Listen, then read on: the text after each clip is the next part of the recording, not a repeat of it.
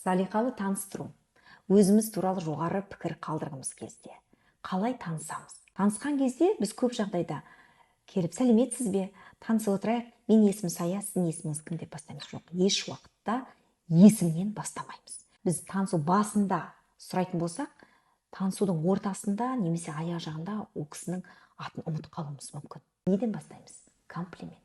Жылы-жылы сөйлесең, жылан іннен шығады деген сөз бар қазақта. Сондықтан комплимент айтудан бастаймыз.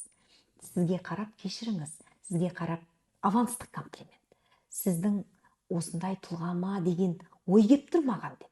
Негізі сіз білмейсіз, нақты сондай ма? Аванстық деген алдын ала сізде сондай пікір қалыптасты деген мағынада.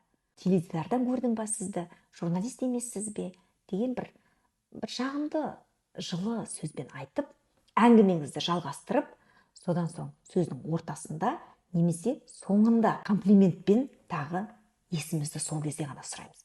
Мен байқамай қалдым, екеуміздің әңгімеміз сондай жарасымды, керемет қызық болып кетті. Сізді тура бұрыннан танитын адам секілдімін. Екеуміз енді таныса жүрейік, білісе жүрейік, келесі кездескенде есімізді біліп жүрейік. Сіздің есіміңіз кім болады деп есімін сұрап, менің есімім осындай болады деп есіміңізді айтып, жақсы Айжан, сау болыңыз, келесі кездескенше деп айтатын болсаңыз, өзіңіз туралы өте жоғары сондай бір пікір қалдырып кете аласыз.